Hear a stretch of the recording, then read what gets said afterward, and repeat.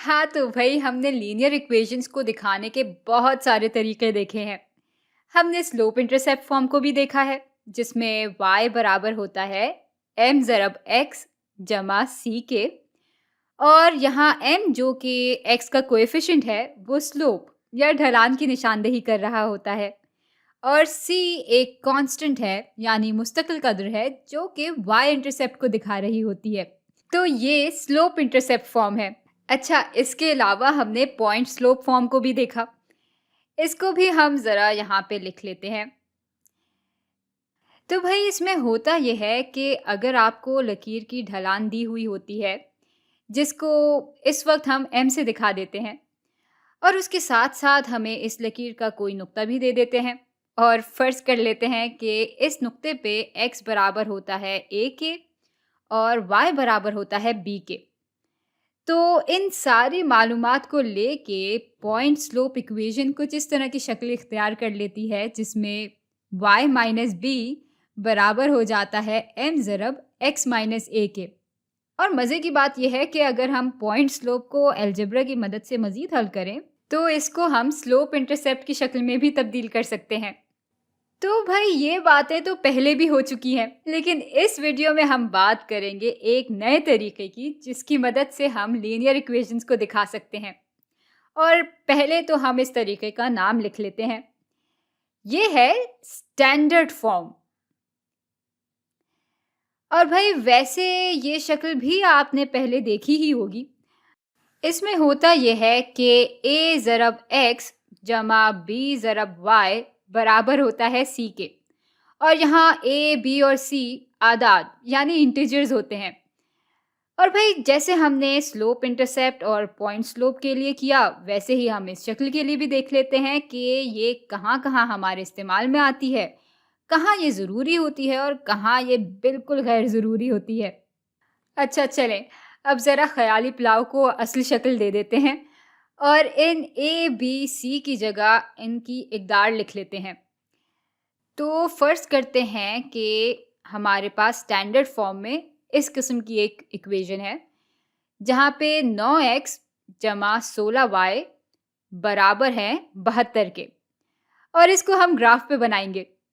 अब भाई standard form काम की शक्ल इसलिए है क्योंकि इसके ज़रिए हमें न सिर्फ y इंटरसेप्ट बल्कि x इंटरसेप्ट भी साफ साफ दिख रहा होता है।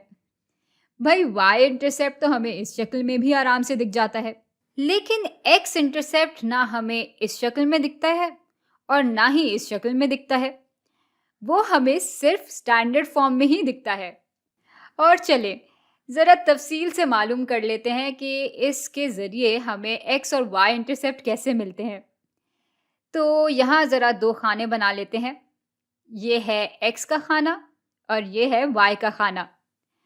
अब y इंटरसेप्ट पे x जो है वो 0 के बराबर होता है, जबकि x इंटरसेप्ट पे y 0 के बराबर होता है। तो जब y 0 के बराबर होगा तो x किसके बराबर होगा? भाई 16 ज़रब 0 तो 0 के बराबर हो जाएंगे, और रह जाएगा 9 ज़रब x जो कि बराबर है 72 के। और इसको मज़ीद हल करने के लिए हम इक्वेशन के दोनों हिस्सों को 9 से तकसीम कर देंगे, और ऐसा करने से x बराबर हो जाएगा 72/9 यानी 8 के। तो भाई इस शक्ल की मदद से हमें x इंटरसेप्ट इतने आराम से मिल गया। और चलें इस नुक्ते को ग्राफ पे भी बना लेते हैं। तो ये नुक्ता कुछ यहाँ आ जाएगा। अच्छा, अब देखते हैं कि y इंटरसेप्ट का क्या होगा। भाई y इंटरसेप्ट पे x 0 के बराबर होता है, तो 9 ज़रब 0 तो 0 के बराबर हो जाएंगे, और अब 16 ज़रब y बराबर हो जाएगा 72 के। और इसको जब हम y के लिए हल करेंगे तो y बराबर होगा 72/16 के, जो कि बराबर होता है, भाई ये दोनों ही 8 से मुकम्मल तौर पे तकसीम हो सकते हैं। तो ये हो जाता है 9/2, जो कि बराबर होता है 4.5 के। और इसको हम यहाँ पे लिख लेते हैं पहले। हाँ, और अब ज़रा इसको ग्राफ पे बना लेते हैं। तो ये नुक्ता कुछ यहाँ आ जाएगा। तो भाई अब हमारे पास 2 नुक्ते आ गए हैं, और 2 नुक्ते बहुत होते हैं एक लकीर बनाने के लिए।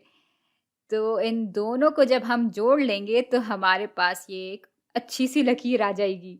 अच्छा, अब इस लकीर पे जितने भी नुक्ते होंगे उनकी x और y की इकदार इस इक्वेशन पे पूरा उतर रही होंगी। तो अब बात यह है कि स्टैंडर्ड फॉर्म से हमें x इंटरसेप्ट और y इंटरसेप्ट तो बहुत ही आसानी से मालूम हो जाते हैं और उनकी वजह से ग्राफ भी बहुत मज़े से बन जाता है। भाई स्लोप इंटरसेप्ट में तो हमें y इंटरसेप्ट बगैर कुछ किए मिल जाता है, मतलब सामने दिख रहा होता है। लेकिन x इंटरसेप्ट इतने आराम से नहीं मालूम हो सकता। पॉइंट स्लोप फॉर्म में तो ना x इंटरसेप्ट आराम से मालूम हो सकता है ना y इंटरसेप्ट। तो इस हिसाब से तो स्टैंडर्ड फॉर्म का अच्छा खासा फायदा है। लेकिन एक नुकसान ये है कि इन दोनों शक्लों के मुकाबले में स्टैंडर्ड फॉर्म में हमें लकीर की ढलान के बारे में कुछ नहीं मालूम होता। मतलब इसके जरिए ढलान मालूम करने के लिए थोड़ी मेहनत करनी पड़ती है। तो अगर स्टैंडर्ड फॉर्म की मदद से ढलान मालूम करनी है तो उसके लिए हम ये दो नुक्ते भी ले सकते हैं। और चलें ऐसा करते हैं कि इसको हल करके देख लेते हैं। तो भाई ढलान बराबर होती है y में तब्दीली बटा x में तब्दीली के। और यहाँ से यहाँ तक पहुँचने के लिए y में तब्दीली आ रही है 4.5 माइनस 0 के बराबर, जबकि x में तब्दीली आ रही है 0 माइनस 8 के बराबर। तो ये हो जाएगा 4.5 बटा -8। और इसको जब हम हल करेंगे तो ये बराबर हो जाएगा, भाई 4.5 बराबर होते हैं 9/2 के। तो 9/2 को जब हम तकसीम करेंगे 8 से तो ये बराबर हो जाएगा -9/16 के। तो भाई यहाँ ढलान मालूम करने के लिए हमें इतना सारा काम करना पड़ा।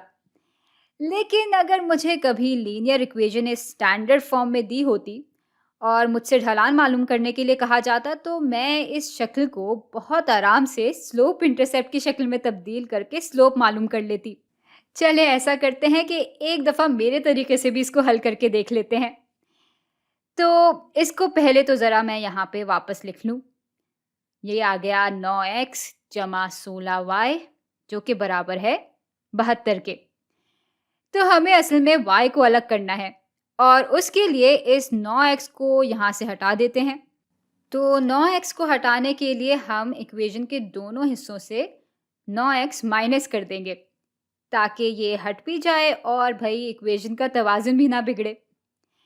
अच्छा, अब ये और ये तो कट जाएंगे, तो बाएं तरफ रह जाएगा 16y जो कि बराबर है -9x जमा 72 के।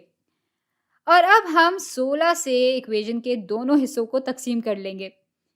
तो ये तो कट के सिर्फ y के बराबर रह जाएगा और फिर y बराबर हो जाएगा -9/16 ज़रब x जमा भाई 72/16 बराबर होते हैं 9/2 के, जिसको हम 4.5 की शक्ल में भी लिख सकते हैं। और भाई अब जब हमारी इक्वेशन इस शक्ल में आ गई है तो हमें स्लोप और y इंटरसेप्ट तो बिल्कुल साफ साफ दिख रहे हैं। लेकिन हाँ, इस इक्वेशन के ज़रिए x इंटरसेप्ट ढूंढना इस इक्वेशन के मुकाबले में ज़्यादा मुश्किल होगा।